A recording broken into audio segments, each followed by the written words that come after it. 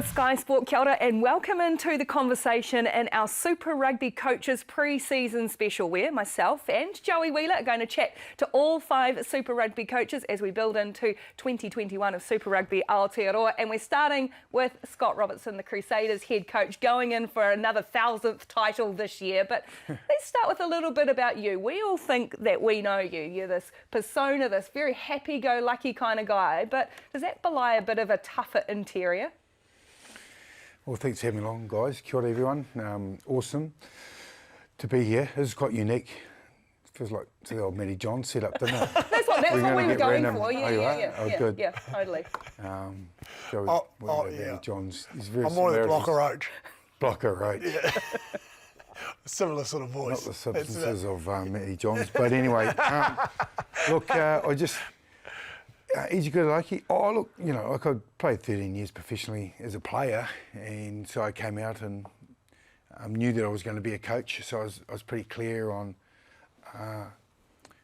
a few goals. One of them was to coach the Crusaders. You know, not many coaches actually get to coach the team they played for, and to have won it as a player and now as a coach is pretty special. So you become pretty driven, and winning's pretty addictive, but. I think the Rays you see, you know, that's sort of happy and smiling, connecting, that's what I am every day. That's good energy. Like, I've got some real clear standards or expectations. The boys know that, and not that I get grumpy, but they know the tone of voice changes, or we go back to what we've agreed on at the start of the year, how things are going to be run. But look, I love what I do.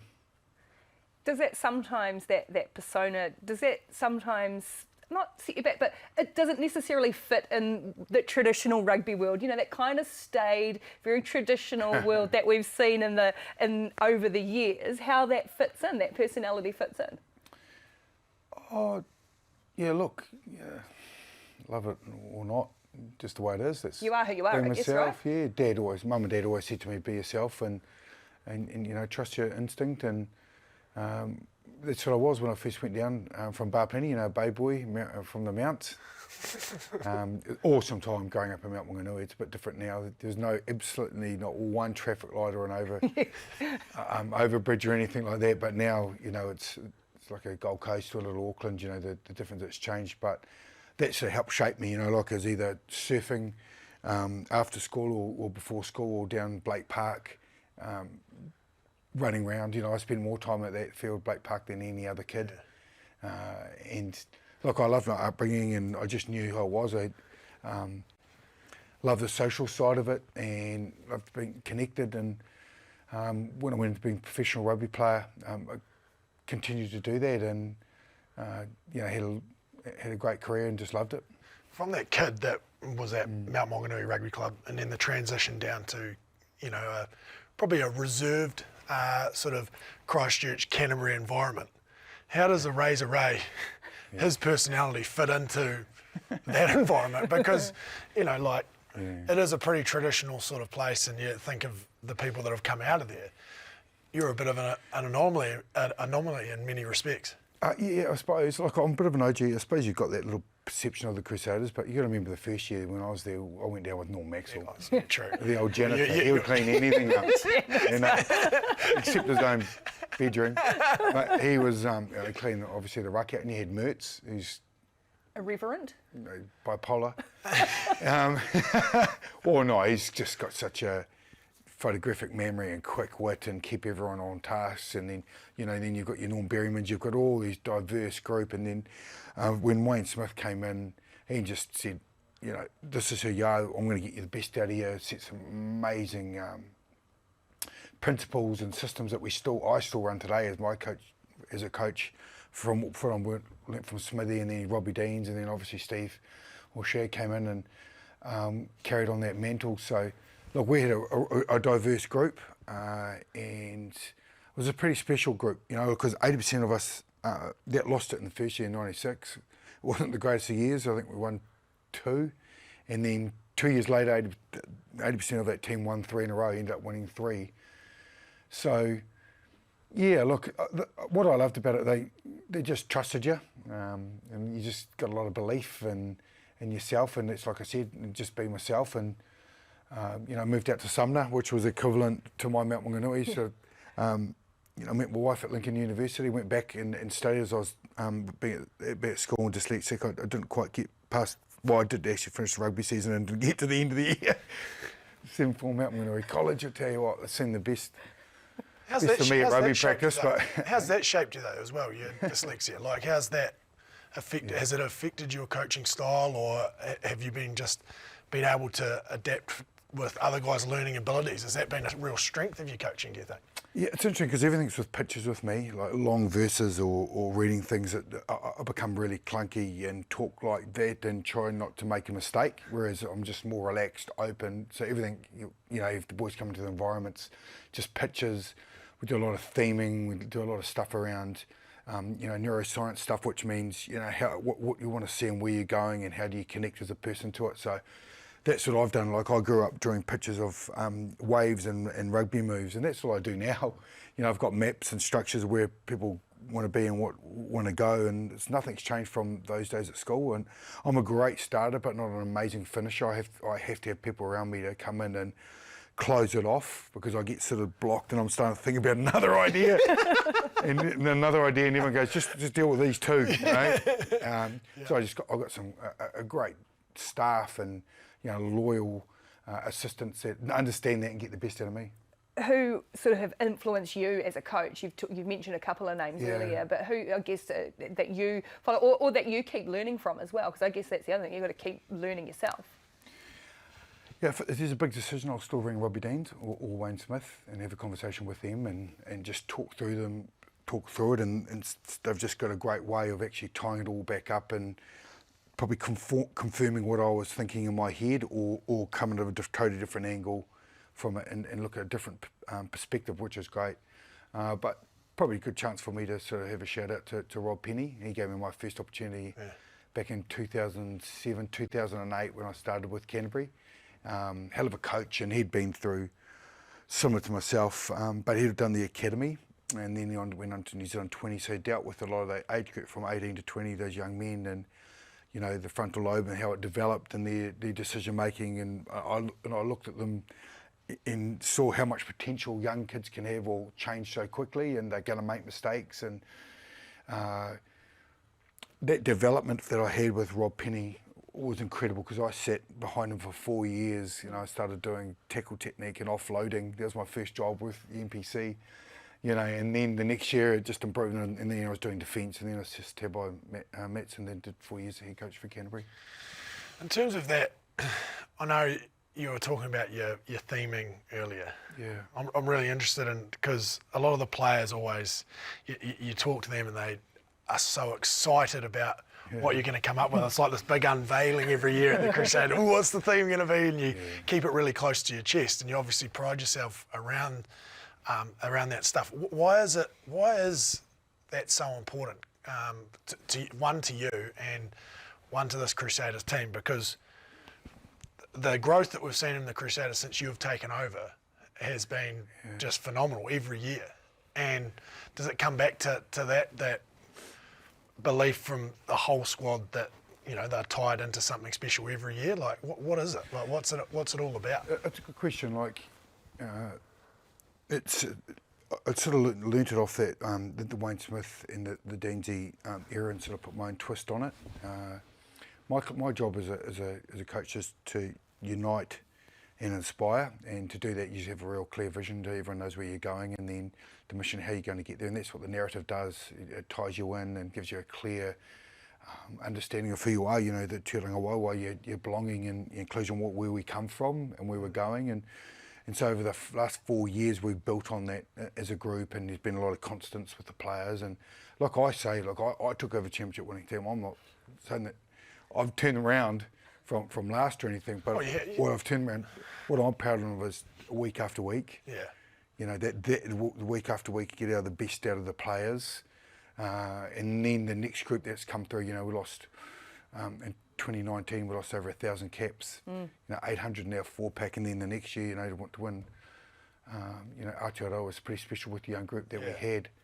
But just go back to the theme question: is Oh, it excites me and it excites the group, and we get really tied in.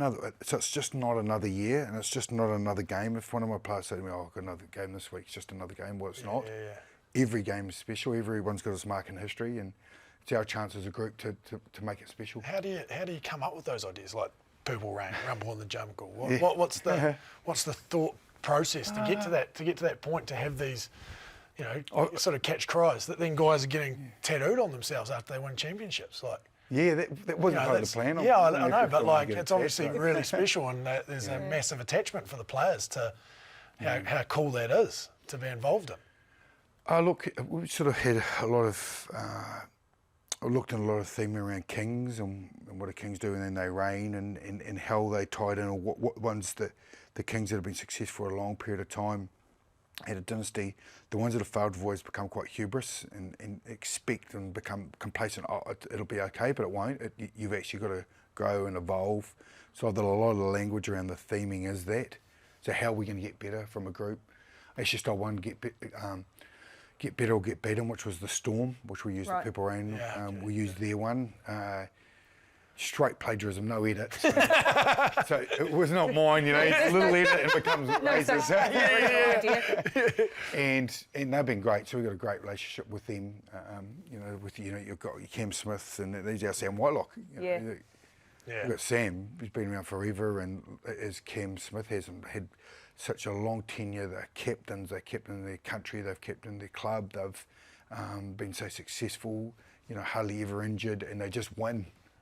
And they're winners. So they paired them up, and we just looked at what drives each other. So then you become inspired by other people's stories. So you work with Craig. You pair up with Craig Bellamy. You're the Crusaders' Craig Bellamy. No, I haven't got that many superlatives. I think that's pretty accurate. Let's be honest. The F word. You don't drop the F word or the cheers around. The F word's not a swear word in Australia. You know that. True. Good point. And so he wouldn't mind seeing you storm round. Well, you couldn't storm round your box because you got that many coaches up in your box.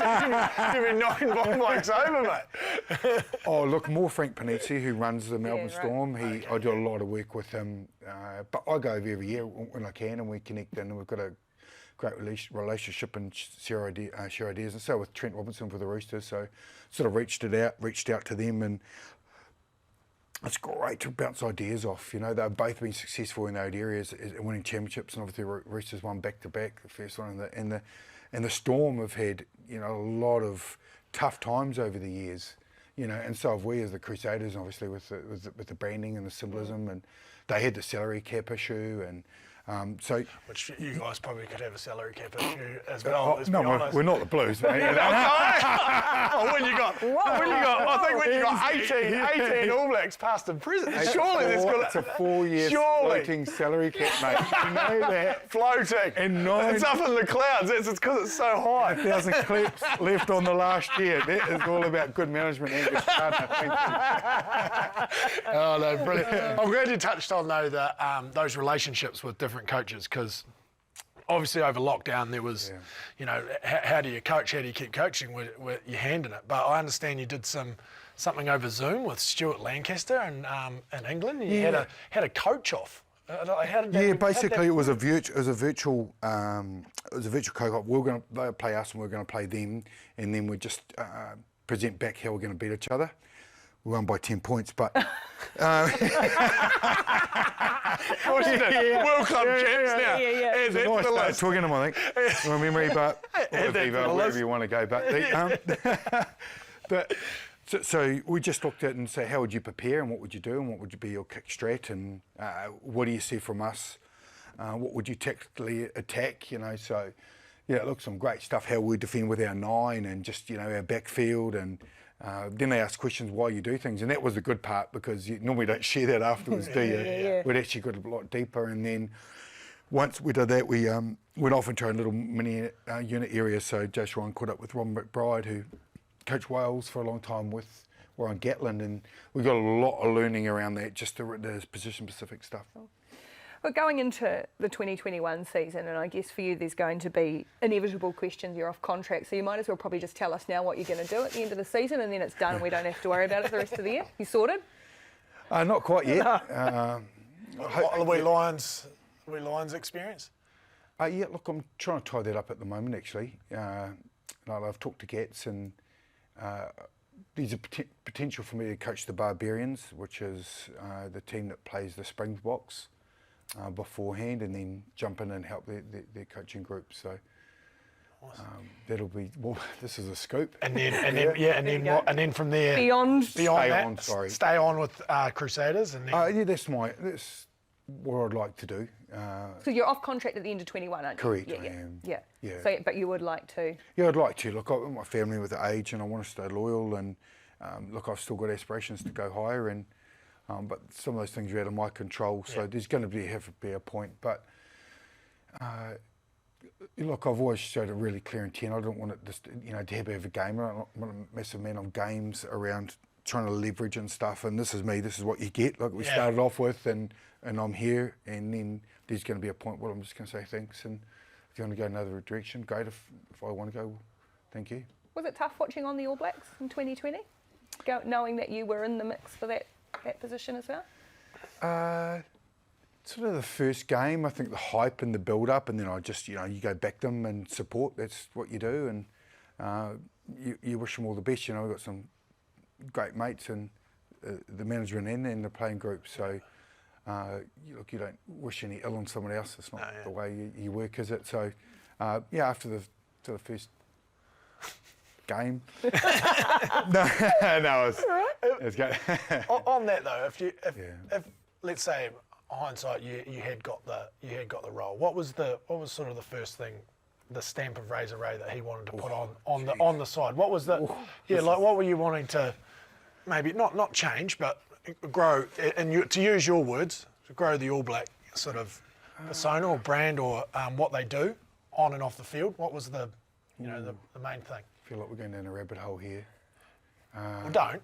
So, it's deep. Because I wanted to. I had a sort of bit of a mantra that I wanted to sort of bring in. Yeah, I'll keep that up because I might still use it. Damn it! You're so close. You don't want to go too early with your theme, just in case. Well, you might get a chance in 4 years, mightn't it? Well, exactly right. What's the balance between the mental side and the physical side in each week? Or each campaign? You talked a lot about the mental side. Yeah, look, a good question, because each week, so as you know, that takes its own identity, doesn't it? Because the team you're playing, you start thinking about the stories and all the past and the history, like I was talking, and you play them, and then you've got you tie that into your theming as well. Yeah, and then you context what this means to this group this week, and how important it is. Where do you sit on the log, or what's required, so that right from the Monday all the way through, you get that build up, and then you enjoy yourself in the changing rooms. Then we start again up on the Monday. It's real clear important you do that, so you can freshen up on the Sunday. But the mental side of the game is really important. Like I don't use the word don't. If I do, I not try and catch myself. I'm always trying to explain to the boys of what I need from them, not that what I don't need from them. So my language is really important. In terms of your squad for 2021, are you pretty happy with it? Obviously, you got the nucleus of an All Black team, 18 also All Blacks last year, and your past or present All Blacks. Are you pretty happy with the squad that you're going to put together, and who we need to be excited about? Look, we've got a couple of guys coming up to 100 games. The Mitch Drummonds, and Dave Havili's not far away, and we've also got Cody Taylor. So those are big moments in those guys' careers that are really loyal. One thing we've had for a long period of time is guys that stayed for a long period, and there's a lot of competition for positions. So we've got the young guys coming through. We've taken 4 young guys all out of the academy. They've been with the ITC, so they've been trained with us year before, so they've got great cohesion. They've come in, and who are they, mate? Tom Mighty Williams. Oh yeah.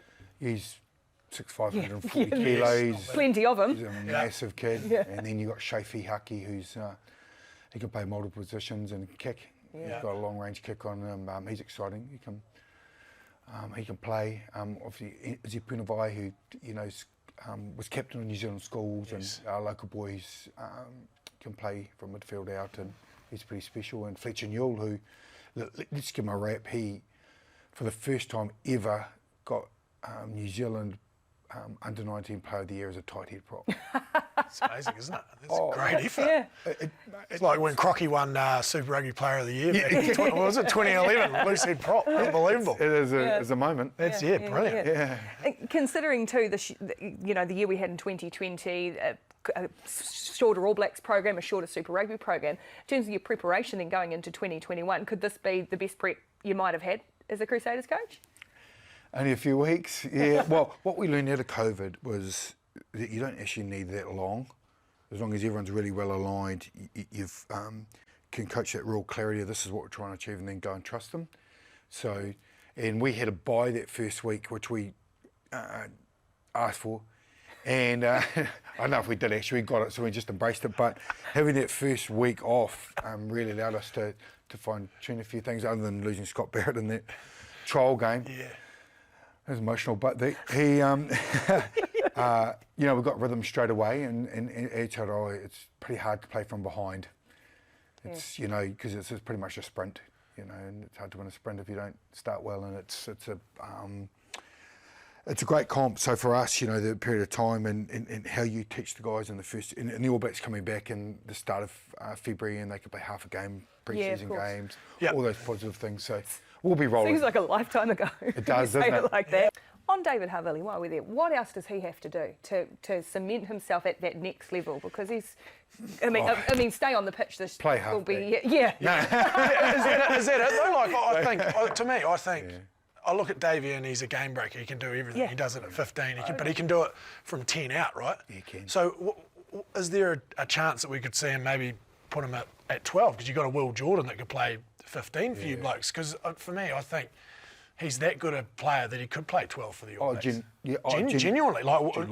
Yeah. Well, these are guys, he's one of those guys you take to Rugby World Cup, if it's 31 for the next World Cup, that you've got to fit multi-talented, multi-positional players in, and because he can long-range kick as well. Yeah. He's smart, leadership, and he's tough. Real tough. Yeah. All right. Yeah, we've got fast five for you, mate. Quick, tight five. Yep. Just ask top of your head. Obviously, I know you're a deep thinker, so it might be quite tough for you. Young Crusader that we need to look out for in 2021? Shafi Haki. If the Crusaders don't win, which team will? Oh, that's good. That's a good one. Go on. That's good. I like that. Yeah. Are you asking everyone? If I don't know. Highlanders. Yes, good man. Good man. I like Yeah. Who's your teacher's pet in the Crusaders? What player do you just love to? The boys know it. Tom Sanders. I brought him through New Zealand 20s, Banks Peninsula hard. He's a good boy. We've had a great relationship a long period of time, and he's had a tough run with the body, but yeah. A lot of coaches coach multiple teams, international and everything else. Would you consider coaching the Black Ferns at all? Ooh, if they'd have me, I suppose I'd consider it, yeah. Not that we're trying to get rid of Never Glenmore. say no. Glenmore's done a good job, but yeah. No, job I'll get. One thing you want to do in rugby that you haven't done already, I think we probably can piece that together, but away you go. I think the All Black job is pretty clear. One of my goals is actually to win every player, win every competition as a coach as I played in as a player. That's one of the things I want to do. So I'll get on the end run. So you're going to have to go to the top league as well at some stage, try to win that. Top league with Rikki? Japan. Yeah, that will never happen if you go to Rikki. That's only a few photocopiers, so we're all right. And I'm going to go supplementary if that's okay. Absolutely. One player that you'd love to grab from another team if you had the chance, but you guys won't because your salary cap's like through. No chance. But let's go. One player you have to name. Well, he's the only player that's really left, and so Geordie Barrett's obviously got something in my heart. Yeah, good. Oh, look, I'm not sure we'd pay him to be fair. You'd find a way. Yeah. No, that's a bit of a joke, but Geordie's been great. He's been down there. I'd love to have him back if we'd ever worked out that way. Yeah, 35 or something. But Yeah, good stuff. Oh, well, we have loved having you on you. the conversation. It's been great to chat, Scott Robertson. That was The Conversation. You can download it wherever you get your good podcast from. Follow us on Sky Sport Presents, all the social pages as well. And, of course, stay with us on Sky Sport for more of The Conversation. Ooh, hey, Razor Ray, yeah.